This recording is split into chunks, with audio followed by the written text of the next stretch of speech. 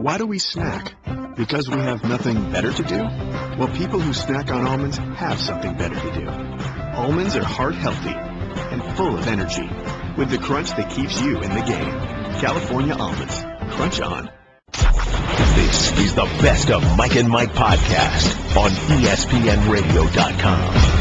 The Best of Mike and Mike. Hey, it's Golick. Here's what we've got on the Best of Mike and Mike podcast today. Ohio State wins the national title. Kirk Herbstreit and Cris Carter recap the night. Todd McShay on where the quarterbacks involved could go in the draft. And we talk with our current NFL player and NFL insider, Ryan Clark. The Best of Mike and Mike. OH! Congratulations to the Ohio State Buckeyes, champions of the football world, and we are back and better than ever. Mike and Mike, ESPN Radio.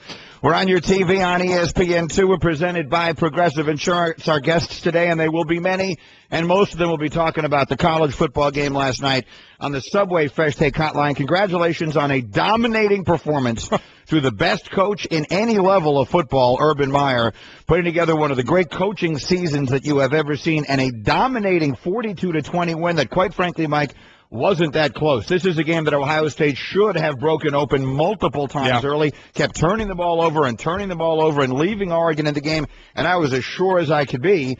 I picked Ohio State, and it's the only reason I was rooting for Ohio State, because I wanted to be right, and I was as sure as I could be. You keep giving them the ball, they're going to eventually blow you. Oregon is eventually going to put up 4 touchdowns in a row, and it just never happened. Well, that's exactly what they did against Florida State, a game that was 25-20, and then the turnovers happened, and Oregon pounced on that, and that ball game was over. Here, they gave it away 4 times, and Oregon wasn't able to do anything about it. The key here was the defense. Listen, everything we talked about with this game on what Ohio State needed to do to win, they did. They did. And it was, especially after that first Oregon drive, because the first thing right off the bat, and you know what's going to happen with them, I'm not saying this like it's some revelation, but they're a rarity in any brand of football anymore. They win the toss, they take the ball. Right. Everybody else defers. They normally get the ball first all the time because even teams they play, if the other team wins the toss, they defer and Oregon gets the ball. So Oregon usually starts with the ball. They did here. Could they have made it look any easier on their 11-play, 75-yard drive? Took a couple of minutes. Here they go. Boom, boom. You're thinking, are you kidding me? Look at this. I mean, it was as advertised right out of the gate for Oregon. And you thought, okay, they're going to keep rolling here, but that's one of those where you remember that this goes back to practice. You remember when I talk about you get ready for this, and I know Ohio State runs an up-tempo offense, but you're not ready for this. You can practice with your scout team, and even scout teams at places like Ohio State are great players getting ready to play at some point, but you're not simulating that offense. And it showed. It showed in that. I'm sure the guys on the defense, that's what they were saying. You know what? We didn't simulate this very well because when you see it live, oh, my God, it's unbelievable. What you do then is you settle in. You settle down. You say, okay, it's kind of like a batter gauging a fastball. You know, you're like, oh, wow, okay, that is 98 miles an hour. That is fast. And then you gauge it and you catch up with it. And that's what Ohio State did. They did it way quicker than most, by feeling it out, saying, okay, this is what you do, this is how fast you do it, this is how we're going to adjust. And you heard Mark Helfrich say after the game that they ran some defenses, nothing earth-shattering, but more percentages more than they normally had of certain defenses. They did a good job adjusting and flat-out executing. This is what the game was. It was executing. So the defense had to stop that Oregon rushing attack. Oregon, by the way, averaged 3rd and 9 on 3rd downs. When that happens, you've taken them completely out of their game. You've taken them out of their fast play, and you've taken them out of their options when they play. And what did we say on offense? While Cardale Jones looks the part and threw the ball well, you know, he's erratic. It's his 3rd start. I mean, what are we going to expect out of the guy? To go, 30 or 35 for 400 yards? It's not going to happen. But what he had to do, he did well. But this game had to be won by Zeke Jones and that offensive line. Ezekiel Elliott. I'm sorry. Ezekiel Elliott. And that's exactly what happened with 246 yards. He and that offensive line controlled the game, and Jones was a great piece there, throwing the ball well. And when he ran, that 250-pounder, he makes some yards. It makes the tough yards for them to keep the chains moving. All this with 4 turnovers. It's what everybody's talking about, brought to you by Myrtle Beach Golf Holiday. Start planning your getaway to Golftown, USA. Visit online at myrtlebeachgolfholiday.com. Ezekiel Elliott not only ran for 246 yards, but let me give you some more numbers. He ran for 213 of those 246 inside the tackles. So right up the gut of the Oregon defense, which is exactly what you said you expected. Well, you look when they played against Alabama. Alabama is a stout interior team all the way up the middle. And so you saw Elliott in that game have a little more success outside.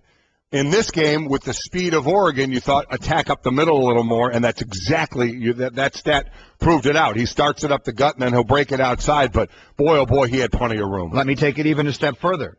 He had 171 of those 246 rushing yards before contact, before anyone touched him. So what does that mean? That means the Ohio State offensive line was blowing Oregon off the line of scrimmage.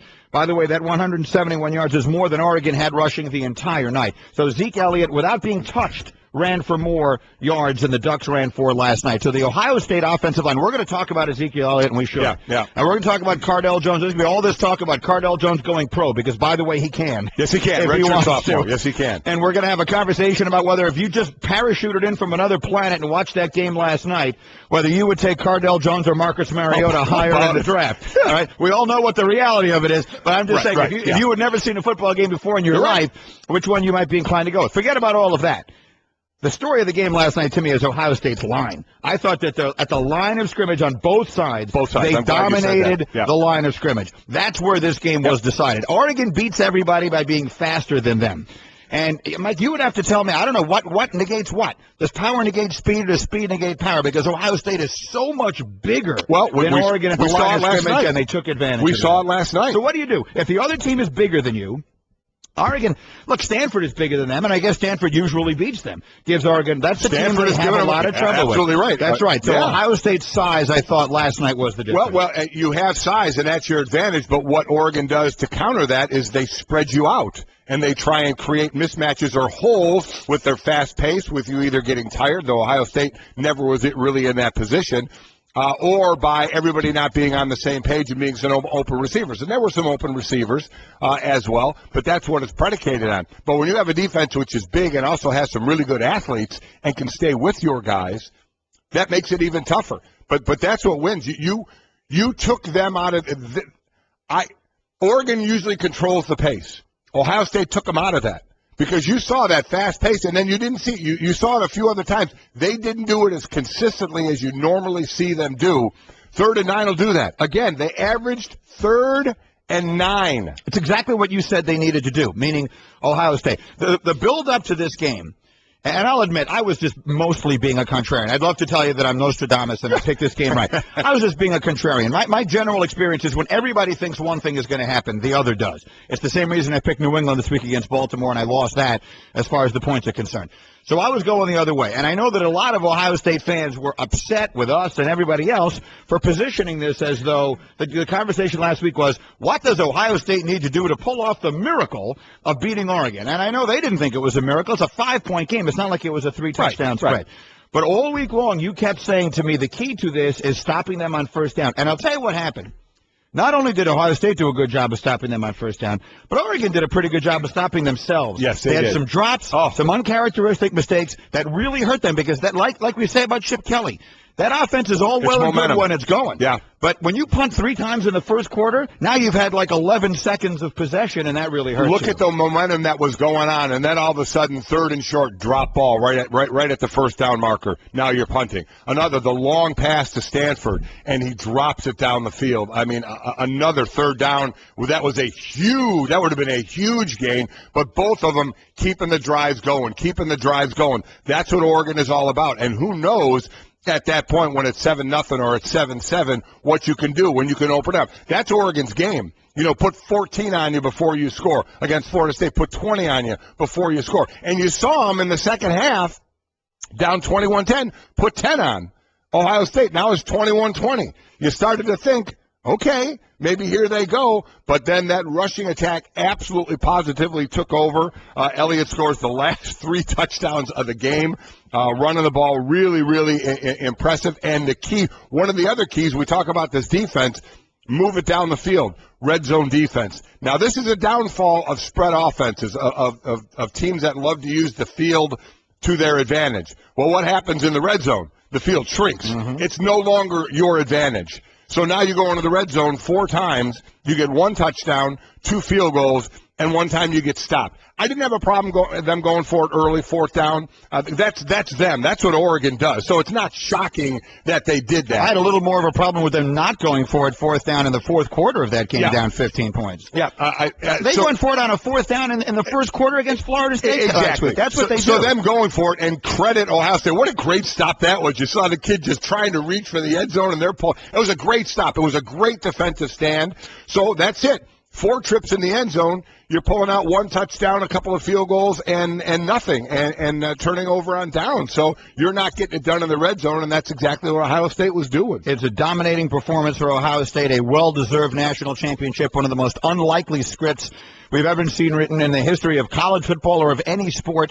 I mean, for a guy in Cardale Jones, of all the different stats coming out of this game, and there are so many, and my cup runneth over when it comes to stats that I have sitting in front of me. But my favorite one by far is this. Fewest starts leading into a national championship game for a quarterback in the BCS era. The record had been 12, shared by A.J. McCarron, Matt Flynn, and T. Martin. It is now 2, held by Cardale Jones. He has started 3 games in his career. The Big Ten championship against Wisconsin, the national semifinal in the Sugar Bowl against Bama, and then last night against Oregon. And listen, after the game, he's asked about his future. He's only played 3 games. 3 games. But here's the thing. We're going to talk about whether or not he should go pro. And whether he should go pro, I think, should be determined less by his pro stock than by whether, if he comes back to Ohio State, he's actually going to play. If he comes back to Ohio State to sit on the bench, then he isn't really better off than he is going in. If you're going to sit on the bench somewhere, get paid to go do it in the NFL someplace. Well, let me tell you, that's why, and I get it from a quarterback situation, what's going to happen? What's going to happen? J.T. Barrett, Braxton Miller, and now Cardale Jones. There's no way they're all. They can't all come I've already back. said there's not a chance all 3 are coming back. Could you possibly lose 2? All these guys have now started and have had success. Who wants to go sit on the bench? Every single one of them is looking to play at the next level. Let me ask you this. Take the next level out of it, because I guess the next level is their concern. Of the 3 of them, the one who looks the best for the next level is this one. Yeah, he does. Cardale Jones. He looks the part. He looks the part of an NFL quarterback. He's big. He stands in there. He flings it. He's got size. And everybody's going to say, whoa, Jamarcus Russell. Because he's a monster like Jamarcus Russell. This kid's arm, I mean, is an absolute gun. Right. But we gotta whoa a little bit. But man, you're right. He looks it. Well, from escapability to running and moving the chains, he looks the part. Of all the different things you look for when you're scouting a quarterback, I'll say this. All right, I love Braxton Miller. He seems like a great kid, and I enjoyed watching him play all the years ago. I never thought I was watching an NFL quarterback when I watched him, Braxton Miller. Now, he wants to play quarterback. He wants to refine his skills. Yes. We talk about him going to Florida State and LSU, and this is great. Good for him. I hope that he gives it his best shot. As far as the next level is concerned, I never really thought he looked like a pro quarterback. J.T. Barrett is kind of tough to say. I mean, in the way the NFL game is played now, maybe he is an NFL quarterback. 15 years ago, you wouldn't have said he looked like an NFL quarterback. Cardale Jones looked like an NFL quarterback. But the way they play now, where they run around as much with the quarterback position as they do, then maybe J.T. Barrett could do that. So put all that aside. But I would ask you, of the 3 of them as a college quarterback, which is the best? Who's the best of those 3 quarterbacks on the college level? Well, on the college level, I would probably go to Braxton Miller. I would go to Barrett. From what I saw from J.T. Barrett this year, I thought he was the best. That's my opinion. I would go one of those 2. I still think. And thus Cardale Jones third. I think Braxton Miller has been so much out of sight, out of mind. I think he gets left out of it a little bit. I would probably still say Braxton. Remember he was the 2-time Big Ten Offensive Player of the Year. before he got hurt. But wasn't Barrett the offensive player? No. I mean, Melvin Gordon. Gordon was, because he ran for 8 million yards. Right, exactly. But Barrett was that kind of good. I think he set the record for touchdowns. I mean, he had a huge year.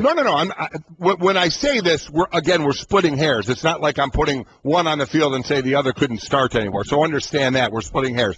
But J.T. Barrett tells Sports Illustrated's Pete Thamel after the game, I'm not leaving. I don't think Braxton is leaving. I don't think Cardale is leaving.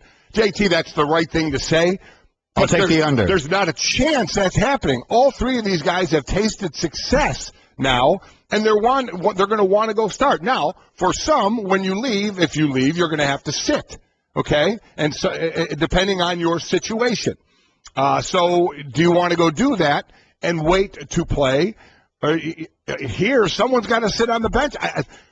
And I don't blame them. You know, when you hear about quarterbacks transferring for this reason, that reason, and the fans of that team jump on a quarterback for doing that, listen, you got to play. To be a quarterback, there's one position. You know, other positions you can rotate around. There are going to be a few here or there. There's one quarterback, okay? Yeah. One, unless you get hurt. So the others are sitting. Cardale Jones sat the entire year. And now he tasted this? Wisconsin, Alabama, and Oregon? And he's going to want to go back and sit on the bench? Now, again, we'll see if there's what the competition is. Remember, Cris Carter sat in here, and he said Braxton Miller is going to be back and going to be the starter. I don't know. I mean, let me just say, I don't think there's any way three come back. They are going to want to play somewhere. If it's going to cost him a year to sit, for Cardale Jones, if he leaves, he's a redshirt sophomore. So he technically could go. He's been 3 years out of high school. But if he went somewhere else, he would have to sit. So it's going to be they say it's a good problem to have. It's a good problem to have until maybe two of your quarterbacks are gone, which is possible. I mean, would you say? Right now, I would put it even money Cardale Jones goes pro. I'm going to be completely honest with you. Really? I think he's going to go pro. I think people are going to look at him, and I think he's going to say, I'm not going to play at Ohio State. He's not going to play. He was the third string guy. Then he should go somewhere else. He should go pro. No, then he should go somewhere else. What are his transfer options right now as far as transferring and playing immediately and all that? Well, no. Unless he went to a lower division, he'd have to sit. He'd have to sit a year. So what good is that? Why would he transfer someplace to sit a year in college rather than go sit somewhere in the pro? Hold on. If he sits his year and then plays when he could play, it's called draft stock. Do you think this guy is going in the first round? No, I don't think he's going in the first round. You stay in college, you improve your skills, and try and become a first rounder. You're talking about a long way off. Okay. I mean, that's a long time from now. You know what else you're talking about? A ton of money. A ton of money. And pro ball is about pro ball, but it's also about getting paid. Okay? I understand that, but when's he going to be hotter than he is right now? When he improves his skill enough to where hotter by whose account? The only people you want to be hotter by is NFL teams who are going to select you and pay you. And they're not going to look at him after 3 games and say, we're taking this kid in the first round. No, not in the first round. Well, but there's no guarantee he's going to be that wherever he goes. But there's a hell of a lot better chance if he goes somewhere else. It's not even close. It would be one of the worst mistakes of his life to go pro right now, to where he could help himself by staying in college and trying I'd like to talk to some of our draft people about where he'd go, where he might potentially go in a draft where you have 2 quarterbacks and that's it. You have Marcus Mariota, who... This kid has read 3 defenses in his college career, and the stats aren't that great. We've seen some errant throws from him as well. Mm-hmm. In 3 college games. Yeah, I know. Whoa. I'm not suggesting I would take him. I'm just suggesting I don't know that he wouldn't get taken. And I don't know that he should go. He's better off going someplace, transferring, sitting a year in another college, then playing. Who knows what's going to happen after all of that is concerned. That's a long way to go. Where you could go to the NFL, what would he be? I don't know. Some team wouldn't take a shot. Some team, people took Terrell Pryor and guys like that. This guy has some potential. He looks like he has whatever the ultimate skill set is to be an NFL quarterback. Let him go sit someplace and learn. If you're a quarterback, and you know what quarterbacks make, and they told you right now, let's just give them the benefit of the doubt and say you can go in the 4th round. Right. Or 2 years from now. That sounds about right to me. Or 2 years from now, and I don't even know if that's right. I'm just saying a number right now. But 2 years from now, you have the potential to up your stock to the 1st round. It's not even a question, in my mind at least, of what you would do. Okay. Well, we'll see. I'd like to talk to our draft guys. I'd put it even money right now he goes. Mike and Mike brought to you by Quicken Loans engineered to amaze. As far as Urban Meyer is concerned, amazing is unquestionably the word there. He wins his third national championship, his second he becomes the second coach to win with two different teams joining Nick Saban. So the two preeminent college coaches of their era, and at this point you can call it an era. You know, Urban looks younger than he is. Yeah. Urban's been around a long time. So, I mean, Urban Meyer and Nick Saban's probably about 10 years older. But in this generation, in this, decade and a half or so of college football, these two guys have owned the sport. Saban's won 3 titles. Urban's won 3 titles. Saban won at LSU and Alabama. Now Urban has won at Florida and Ohio State, and there is nothing that would suggest Ohio State is taking even a half a step back unless all of a sudden this morning there's a knock on Urban Meyer's door. There are a whole bunch of NFL vacancies right now. Yay or nay, do you think an NFL team throws the Brinks truck at Urban Meyer to try and get him to come to the pros? So you know what? That's a really, really good question. That's a really, really good question. Considering the run he just had, the spots have not been filling as quick as I thought they were going to fill. Now, they're all waiting around for Dan Quinn and guys. I think that's the guy everybody seems to want. I completely agree with that. But what it has done, it's left it open to, now, obviously, as we're going to get into, John Fox all of a sudden going to talk with the Jets, and he's going to talk with other teams. That is a great question, considering that run he just made and those jobs that are still open. Well, Adam Schefter is going to join us in about 25 minutes, and we'll get his perspective on that and all the coaching vacancies. The best of Mike and Mike. Mike and Mike. The best of Mike and Mike. Quickly on Cardale Jones. I don't want to hold, something that someone said a long time ago against them all the time, and I don't even mean it that way. But when you think about Cardale Jones possibly going pro, A, he's older than I was when I graduated from college. B, he's the one who famously tweeted, why should we have to go to class if we came here to play football? We didn't come to play school. Classes are pointless. Now, again, I'm not holding that against him. I'm just saying, if that's his mentality or if ever was his mentality, go pro. Listen. Go be in the NFL, learn, work with one of those quarterback gurus, whatever it is, and 2 years from now, maybe you'll, Tom Brady was a 6th-round pick, and now he's the best player ever. It's a fair point. He's a redshirt sophomore by year in college, but he's 22 years old. He had that tweet. He absolutely had it. He just had a daughter as well. So, he certainly has responsibilities there as well. So maybe he does. Maybe even if he is, we're just throwing out that number as a 4th rounder. But I'm just pulling the reins a little bit, because it doesn't matter what any of us think who are watching the game last night and see this kid and go, wow. It matters what pro scouts think and GMs think and coaches think when they sit him down, put him in front of a blackboard, talk to him about the game, see where he's at. That's all that matters right now. And maybe, listen, even if he was a lower pick than that, maybe it is still in his position smart for him, if he doesn't want anything to do with school right now, to just go and sit. Listen, even if he got drafted somewhere, you're going to make $500,000-$600,000 a year to sit and wait until you can play or have the ability to play or are good enough to play, whenever that may be. Which is $500,000 or $600,000 more than he'd get to sit somewhere next year and not be allowed to play by NCAA rules. I get it. The other side of that is, if he truly has these skills, you know what 1 and 2 and 3 in the draft are guaranteed? Yeah, I got it, $20 million. I get $25 million. But if he does have the skills and he gets to play eventually, Tom Brady has made $100 million playing quarterback as a 6th-round pick. And not many Tom Brady's out there. No, I understand that, but there's not too many guys who started 3 games in their lives and won the national championship either. So that's right.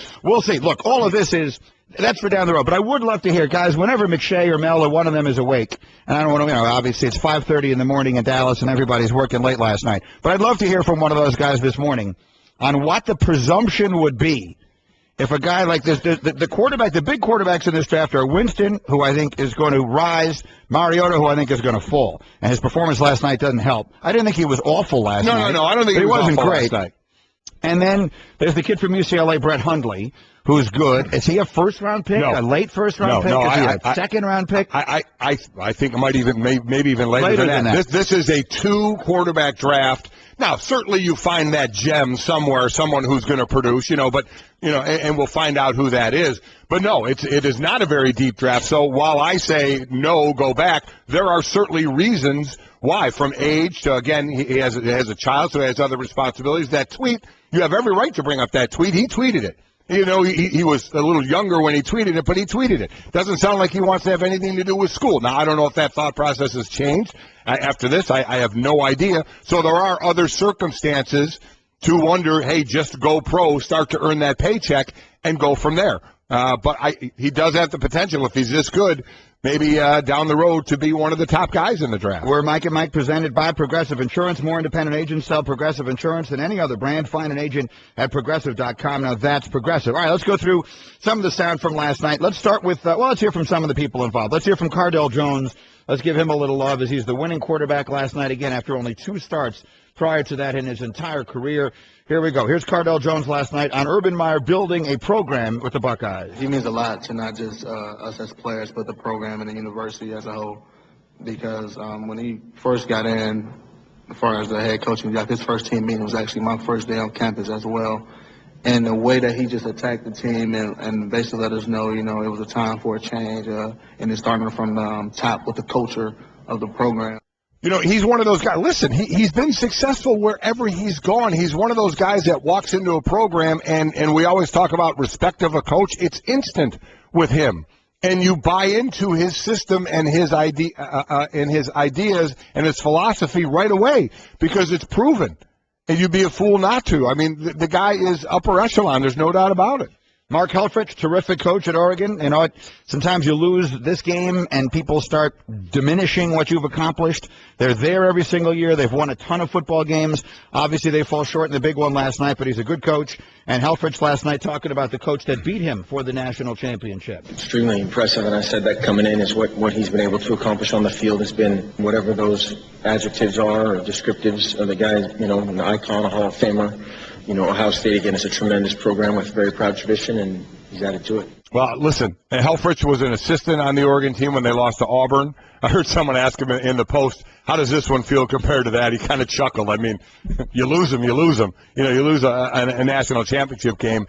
It's difficult, but and that's going to be a question going forward with if Marcus Mariota. Remember, Marcus Mariota, by the way, can go back to school if he wants. Now, he said afterwards last night he was undecided. Undecided at this point, but the thought is if Mariota leaves because he is the complete trigger man to that and makes that offense run, that's really going to be a test for Helfrich and that Oregon team once he goes. So all signs point, obviously, he's gone toward him leaving. In his last home game, they let him come out in the middle of a series, and the crowd give him an ovation. I'm with you. There's no doubt. So we'll see about them going forward, and they've been close a couple of times, but could just never seal the deal. As far as his performance last night, Tim Tebow, who knows a little something about college football national championships, said Mariota didn't get it done. He had to play exceptional tonight. He had to be the best player on the field, and he just played okay. He wasn't the best player on the field. It was 15 in red. He dominated this game, and they did have better players. 15 in red, of course, is Ezekiel Elliott. Yeah, and that's but exactly how about right. the performance of Mariota? Well, listen, Mariota was good, but he wasn't great. And he has been the best college quarterback in college this year. And he's been spectacular the last couple of years. And he needed to be that for this team. When you're getting thrown out of what you normally do, you have to be able to step up. You know, ESPN, what the coverage on all the other stations, you know, that we had the voices that had the, you know, a Stink and other voices as well. You had the coaches, the Dan Mullins of the world. Chris Spielman was in there and other coaches. And Chris Spielman, he said it best. Big time players step up in big games and make big plays. He said that's what you have to do. And Marcus Mariota is a big-time player, and he played all right. And he needed to be great last night to help carry that team. I'm not saying no, but I hate to go all Gisele Bundchen on you here, but Marcus Mariota can't throw the ball and catch it at the same time. No, he can't. He had some drops last night on balls that were right there. Yep. I think his numbers look a whole lot better if that, and maybe the game comes out a little differently. I'm not trying to make excuses for him. I don't believe he's going to be a great NFL quarterback. I think he is one of the best college players that I've ever seen. And how badly does Oregon need him? Oregon, in the Marcus Mariota era, 36-0 when they score 30 or more points. 0-5, including last night, when they score fewer than 30. Pretty clear cut. So, I mean, they need Mariota to be great or they don't win. He was good last night, and they didn't win. Mike and Mike. We really wanted to ask you about Cardale Jones, but let's get the 2 quick evaluations from you. First off, what did last night do to the evaluation and the draft stock of Marcus Mariota? I think personally it just kind of hammered home what I had seen studying a lot of tape preparing for the Rose Bowl and then again for the national championship game. And I've been listening to you guys, and Golic, I think you kind of nailed it with the evaluation. He's great in every area that you evaluate a quarterback except for the most important area. And really when you evaluate a quarterback projecting to the next level, the most important aspect is how does he handle the pocket and how does he throw from within the pocket. And the problem is, first off, you just don't get to see, if Jameis Winston, you probably get 10 to 12 NFL-type throws per game from inside the pocket. And you can see him anticipate, basically, when a receiver has him come in and out of his break, throw to a spot and throw there accurately 7 or 8 out of 10 times in the game. Well, with Mariota, you get maybe 5 a game. And he's only going to throw accurately to a spot 1 or 2 times out of those 5 times. And so that's the concern. You don't have a lot of reps from him in a pro-style throw, working from inside the pocket, throwing with anticipation and accuracy. And because of the lack of reps, he's just not as efficient as he needs to be. So while you love his size, you love his intangibles, the explosiveness, the ability to extend plays, and everything that he brings to the table, the foundation of playing the quarterback position, he doesn't have. So it is a long-term projection. And that's, and Greeny, I heard you talking about Aaron Rodgers. That would be the ideal scenario. Whether it's falling in maybe the Kansas City Chiefs or the Arizona Cardinals, wherever it would be, that would be the best thing that could happen to him. But the problem is there will be a team that's going to wind up drafting him before then and expecting too much out of him early. And that's where you get into problems when it comes to developing a quarterback. You can't force him out there and ask him to do too much, or else you might have a Colin Kaepernick-type situation a couple of years down the road. All right, Todd, then you have Cardale Jones, 3 starts, 2 days to decide if he wants to declare as an underclassman. Should he? And if he did, what would the results be? I mean, this is one of the most bizarre scenarios I can remember, because right now, if he came to me and said, should I don't know that I could advise him against going out for the 2015 draft. And I hate to say that after 3 games, and he has so much to learn. But after the first game, you said, well, there's a lot there. After the second game, you started to think, well, maybe I would take a chance late. And then after watching him live last night, do it again, and granted, he had just an unusual amount of time to throw inside the pocket, and so much went his way, and the running game was perfect. But I finally saw him come off his first read and start to see his second read and see a little bit more of the field. He's obviously just an ox running the football, and that's great. But what you do like is from inside the pocket, he's making NFL throws. And there isn't a throw out there that he cannot make. So if he wound up declaring for this year's draft, who knows? Maybe a team would take a flyer on him in the 4th round.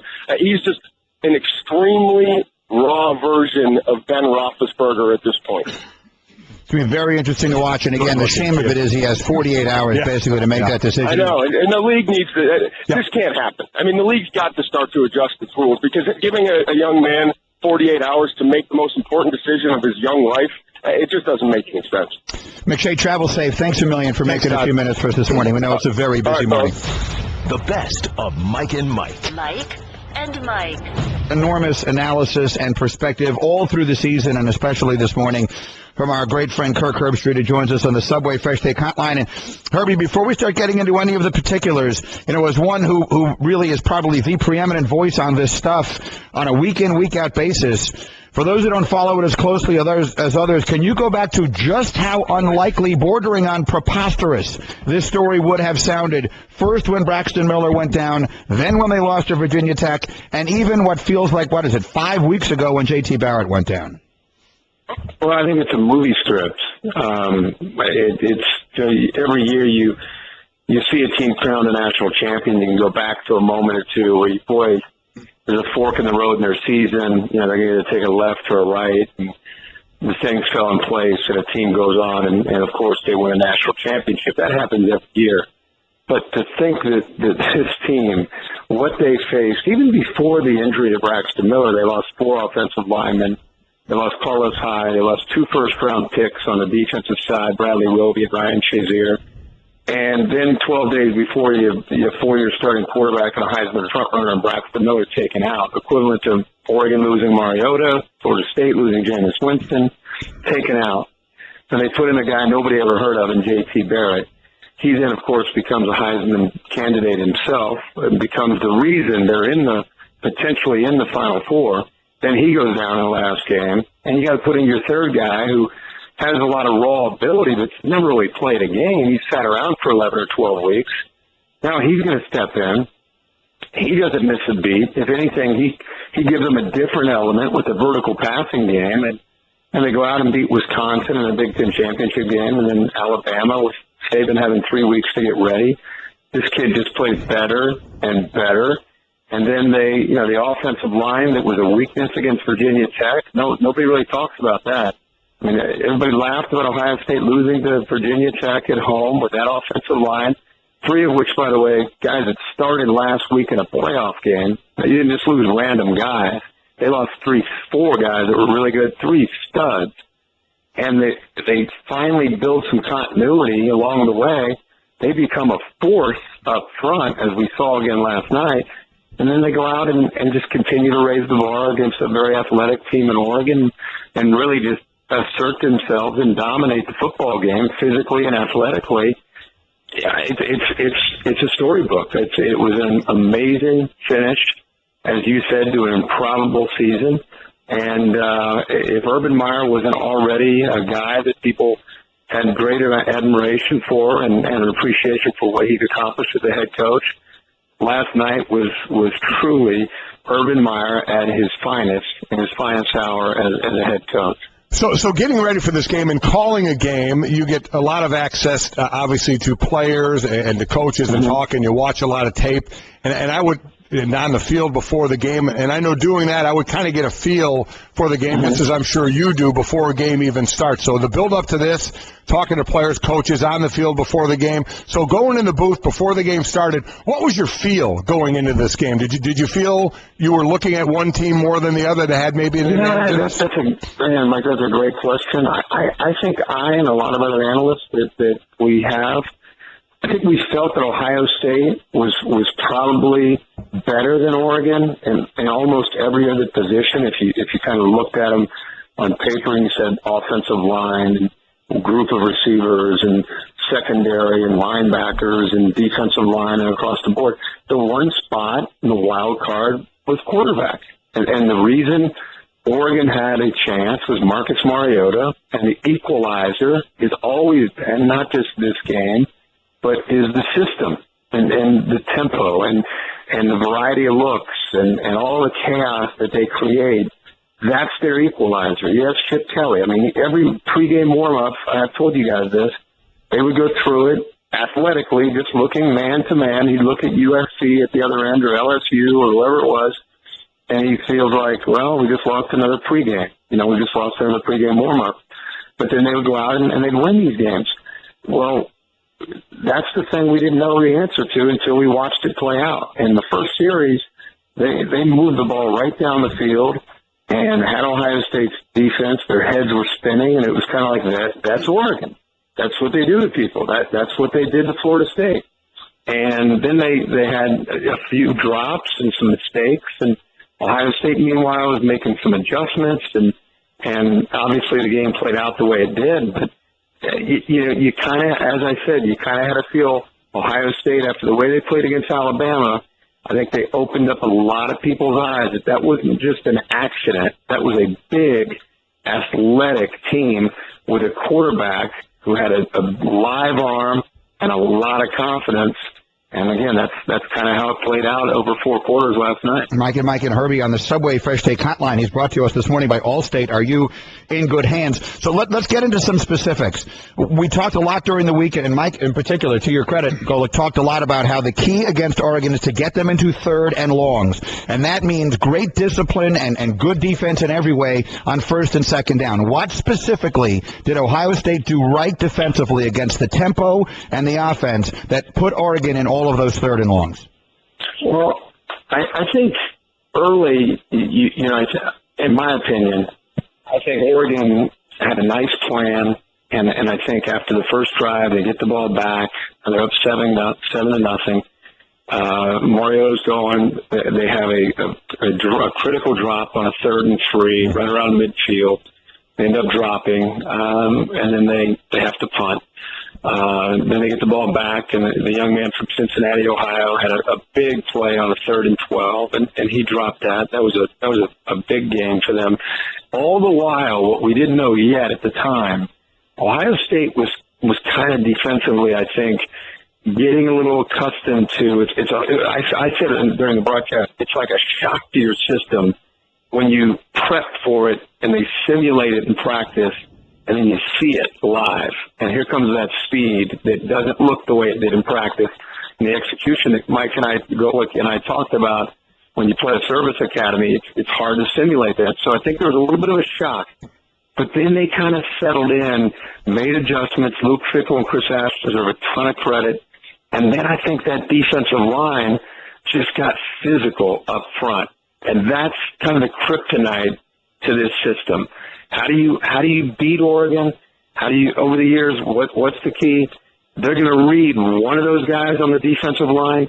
The other 3 have to beat their block and get penetration and get off a block and be able to be a factor in the run game. And I think over the course of 4 quarters, that's what we saw. Michael Bennett in the middle, number 53. Adolphus Washington, 92. Steve Miller. Of course, Joey Bosa, I thought, played a great game. When you think about him as a pass rusher, man, he made a lot of plays against the run. And it put Oregon in that uncomfortable 3rd and 6, 3rd and 8. Now you know there's no deception. They want to throw the ball off play action. When you know they're going to throw, that's a big problem for Oregon, and that's eventually where Ohio State, between that and the Buckeyes' own offense, beginning to put points up on the board with Zeke Elliott running the way he was and Cardale Jones making big plays in the pass game. If there was a turning point to me in the ball game early, because Oregon had a lot of momentum, it's when Ohio State was pinned at their own 3-yard line in their second series, and they were just kind of being conservative. And then he had a 26-yard strike to a receiver named Corey Smith. And the next play goes to Jalen Marshall for 26. All of a sudden, they're in Oregon territory, and it felt different. And that eventually they went down and tied the game 7-7. I think that was a real turning point in the game when they went, I think it was 97 yards to score a touchdown. That was a big turning point in the game. Huge. And for a team that builds on momentum like Oregon, you brought it up, those 2 drops were critical in stopping those drives. So then let's look over at the offense now. And Cardale Jones, we certainly have talked a lot about in just his 3rd start. But to me, Zeke Elliott and that offensive line, much maligned, as you said, after the Virginia Tech game, this was one of those, and I told Greeny, I've been on that end as a defensive lineman when you get run on, and they were run on 61 times, how it just wears on you. And this is a team that was just absolutely beat up. Oregon plays a 3-4. And with a nose guard that's head up, and their 2 defensive ends are monsters. And we saw them early really playing well. DeForest Buckner, 44, and Eric Armstead, number 9. They were getting a push. They looked bigger. They looked stronger. They were having an impact on the Ohio State running game. And what was ironic is all the talk about how would Ohio State's defensive line work out. They rotated. They stayed fresh. As it turned out, Oregon's defensive line doesn't have that same depth. Number 9 and number 44, over 4 quarters, they got beat up. They got physically whipped, and they were very different from about maybe the 3rd series on from who they were in those first couple of series. And I feel all along because of that 3-4, and because Oregon drops many times 8 into coverage, that Cardale Jones is going to, number 1, have to be patient. Some of those throws he's enjoyed the last 2 games weren't necessarily going to be there. He's going to have to use his feet and scramble, which he did. And I thought, man, the key to the game will be Ezekiel Elliott. How effective can he be against that soft zone 3-4 defense that Oregon played? And Ed Warner and the offensive line coach at Ohio State deserves a ton of credit to take a line with 4 new starters that was being made fun of after the way they played against Virginia Tech. How ironic that they become the story in the national championship game because they take control of the line of scrimmage, and Zeke Elliott becomes arguably the best back in the country these last 3 games, running for another 200-yard game. And when you have Zeke Elliott running in the middle, and you've got the vertical passing game still a threat with some great skill, but it's really turned out to be a lethal combination because what do? Do you sit back because you're worried about the deep ball with your safeties and give Zeke Elliott a lot of room to run, or you get your safeties up and help out against Elliott, and now you got a concern because of the way Cardale Jones can throw it over top of your head, because that kind of attack it complements each other very, very well. And I think that's the difference with Jones in there versus J.T. Barrett, is the combination of the vertical passing game and the power running of Elliott. Mike and Herbie, of course, in the booth last night, and the numbers within the numbers on Ezekiel Elliott, you're going to see that he ran for 246 yards, but the 3 that really jump out to me, 213 of those were inside the tackles, 171 of those rushing yards were before contact, and he had 11 rushes last night in which no Oregon defender made contact with him until he was at least 5 yards downfield.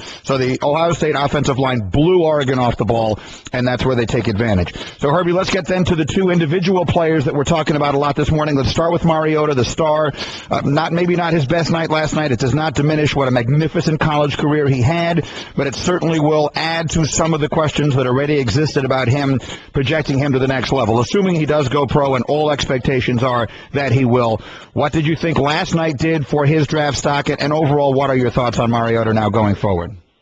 First of all, I think we all just had just a great appreciation for not just the way he carries himself, just what he's done as a player. A great season this year, but an amazing career over the last 3 years.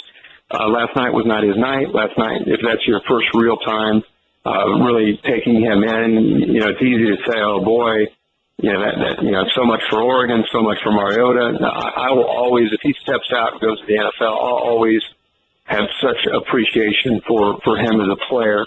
To take away, boy, he's not ready for the NFL because of the way he played last night, I don't think that's fair personally. I think that was more of the system and the team that they went up against and the way Ohio State played. I don't think that was a reflection on, boy, Mariota is just, see what happens when he goes up against big and strong athletes. He just can't quite get it done. I think that it's impossible to sit here for you guys or for me or for Trent Dilfer or anybody and to try to right now say, okay, he will be an average NFL quarterback or he will be great. Now, I think it is fair to say that he's got there's some concerns, there's some red flags. Does he have the arm strength? Can he get under center? I think he can have, I think personally, because he processes information quickly, I think he'll have no problem eventually when he goes to the NFL, recognizing coverage, being able to come off his primary and get to the second and third option. I've seen him do it. Chip Kelly, who I was with this week quite a bit, talks about of all the guys he's ever been around. Nobody processes information quicker than Mariota, and that says a lot now that Chip's up in the NFL. So I think it's easy to jump to some conclusions because it's fresh in our mind of how bad Oregon played at times last night. But I wouldn't give up on Mariota. I still think the young man is very, very special. And then the other side of this, of course, is all of the talk now all of a sudden about Cardale Jones. All of 3 games on the field into his college career, and people already projecting, well, what if he decides to go pro? And part of that stems, Herbie, from the fact that they have this delightful problem in Columbus where they may bring all 3 of these quarterbacks back. So why don't we start it there? What is your best guess of how that quarterback logjam at Ohio State is going to work itself out over the offseason, the beginning of next season? Oh, my gosh. I have no idea. I guess we'll find out. I talked to Braxton 2 days ago when Ohio State was going through their walkthrough and just said, how you doing? Are you going to make an announcement? And his feeling was, announce what? And I'm like, are you going? Are you staying? And he's like, right now I'm staying, and he goes, I'll probably wait a week or 2 and just make sure everybody understands what my plans are. But as of right now, internally, they feel he's going to stick around. J.T. Barrett, I don't know if people really remember how flawlessly he was executing and what great leadership, all the intangibles, and how consistent he was with his execution. He's out there, and then he got this big monster at 6'5", 250 who comes in and just makes all these big throws, and it's natural because of his size and arm strength to just, assume that maybe he'll go to the NFL. But I personally think he's still raw. He still needs to just be able to go through, another season of being a quarterback, and we can see what his potential is. But can you imagine if he continues to fine-tune his game and continue to learn about coverages and just throw as a young quarterback? So my guess is all three are there. If anybody were not to be there, I guess it would be Braxton Miller by the time they come around for spring football. But it'll be an interesting situation to see how this team's going to be preseason number one. How does he handle that? If there's anybody who can do it, it's Urban. But how does he handle juggling all that talent and keep everybody happy? Because that's the new problem for Urban as he experienced in Gainesville. It's one thing to climb the ladder. That's tough and get to the top. It's another thing to try to stay up there and avoid egos and avoid complacency and all those types of things. And now you have this quarterback logjam, which is such a critical position to any team. How he handles that will be a very delicate and very important matter for this team to try to get ready for next year. Well, Herbie, it was a terrific season. We've so enjoyed watching you every weekend and having you here with us every weekend. We certainly enjoyed you reading mean tweets last night with Jimmy Kimmel. And great answer, by the way. Yeah. Hey, Greeny, one thing is for certain, and I can say this now that the season's over, and you guys both can appreciate this. It's one thing to be impartial and to be an analyst and to break a game down and call it. But let me tell you something, man. When that confetti came down, that was a really special night for me to be able to call that game. And, hey, I was being as fair as I could be, as a human being can be. But as a Buckeye, to watch that team win, I was just like you would be if it was Northwestern or if Golick, it was Notre Dame. That was a special night. For me, my wife, my kids were there. It was a great night to be a Buckeye. Well, we were thrilled to be able to share the ride with you all season long, and thanks a million. Get some rest, all right? You've been working a little bit lately. Yeah, we will. You guys I've enjoyed the whole season with you. Look forward to another one next year. You guys have a lot of fun with the NFL. See you at the Super Bowl in a couple weeks. The best of Mike and Mike. All right, we're Mike and Mike, and all the Twitter reaction flying in this morning. Most of it stemming from last night's championship game. Dane tweets at us, JT, meaning Barrett, is better since he's younger and has better upside. Look at the numbers. He had a better freshman year than Miller had. I think that JT Barrett, of the three of them, the three Ohio State quarterbacks, is the best college quarterback, the way the game of college football is played today.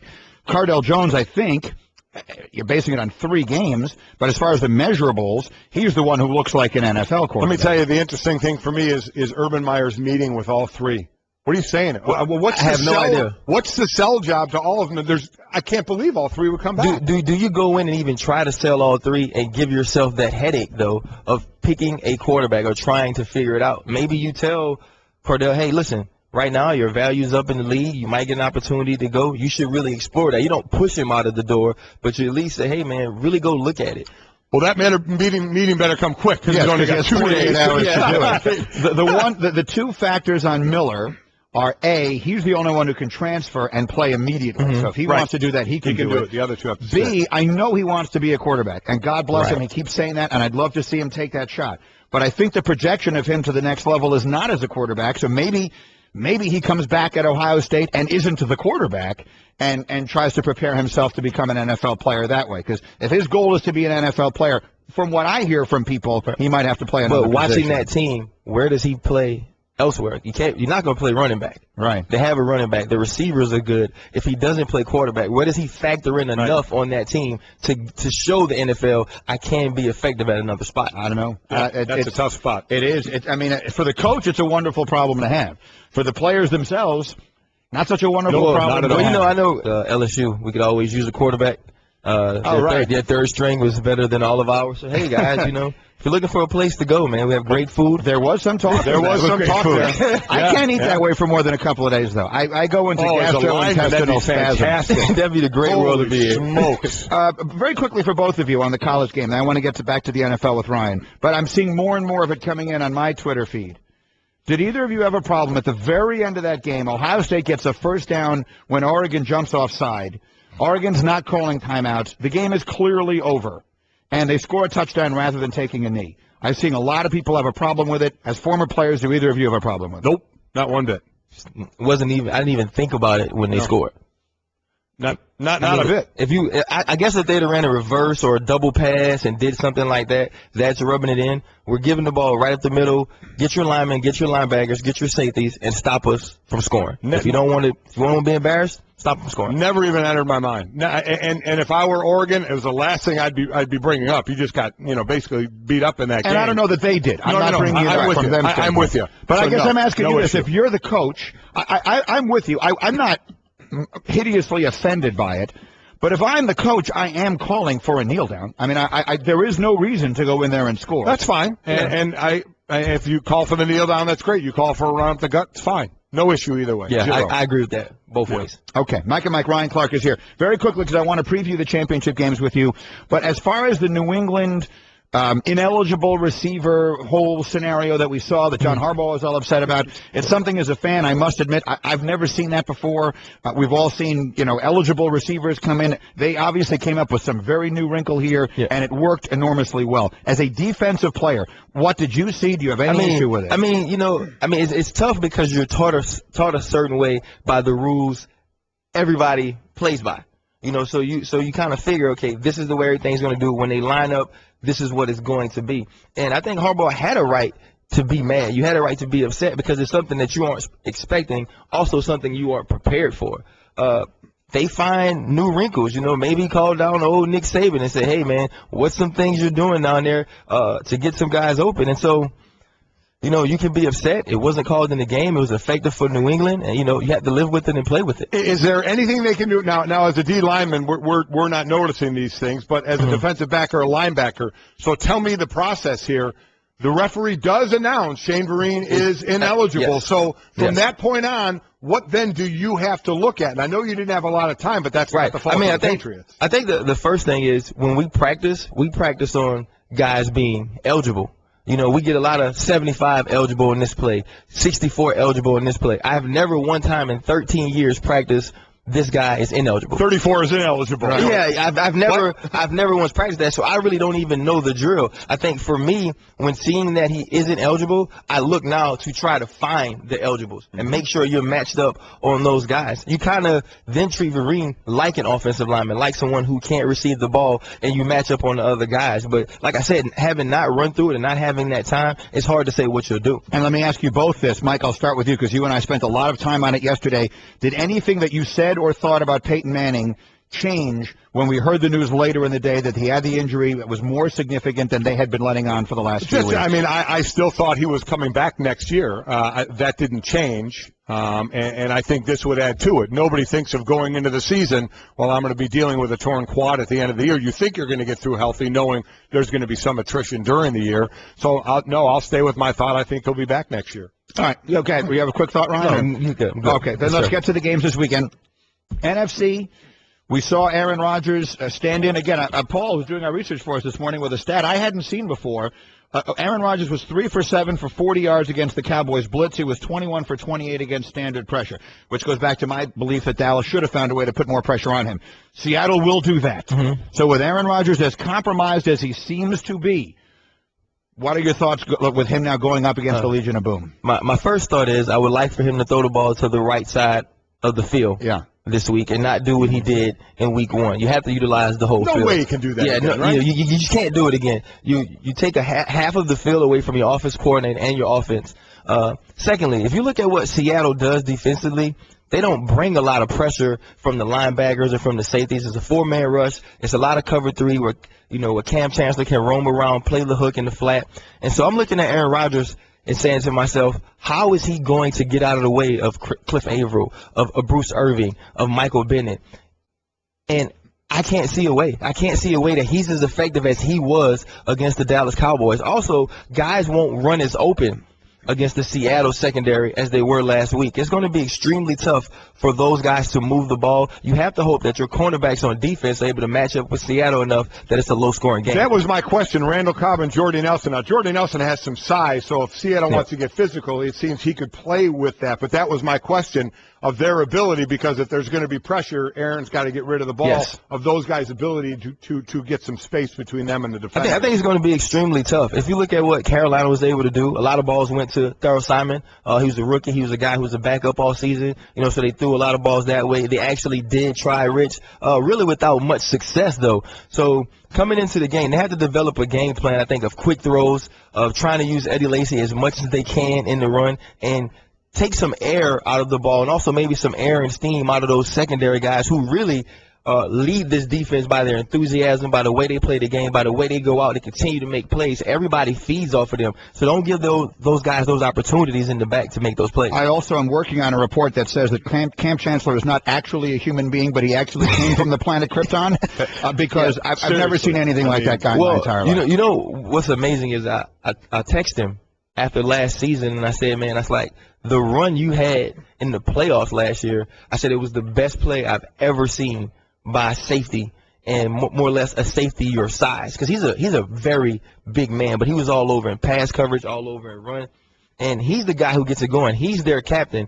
And so to see him do this again, like you said, big-time players step up and make plays in big games, and he's doing that. He's unreal. Mike and Mike presented by Progressive Insurance. Now you can test drive Snapshot even if you have insurance with another company. See how much you can save before you switch. I have a minute left. The AFC game, Andrew Luck going up to New England. He's never had much success up there. Patriots didn't run the ball at all last week. How do you see that game? Well, we saw the game during the season. Indianapolis was able to turn over Tom Brady 2 times, got 2 picks. But then you saw Gronk kind of just take over the game once he got going. So they really need to focus on that. And Andrew Luck, he's the guy who's going to stand in the pocket and make big plays, but he's kind of a gunslinger. He has to control bad throws and turnovers in order not to give the Patriots short fields. Is that you look at the DBs, especially Revis, and Browner. I mean, is that advantage New England in this? I think it's advantage Belichick. If you remember to the game during the season, Revis played Reggie Wayne so they could zone up T.Y. Hilton and play man under with Browner. And so I think it's Belichick being able to maneuver those pieces in order to cover Indianapolis that works more so than the pieces he has. That's terrific to have you back here, Ryan. You do such a fabulous job. Sorry you're back here, but it's nice to have you back. I appreciate those both sentiments, guys. It's certainly our gain, and you'll see Ryan is going to go over and do SportsCenter coming up shortly here. Thank you. We'll see you again soon. Thank you, guys. Appreciate it. This has been the best of Mike and Mike on ESPN Radio Pod Center. To hear more from Mike and Mike, log on to ESPNradio.com and become an ESPN Radio Insider. The best of Mike and Mike.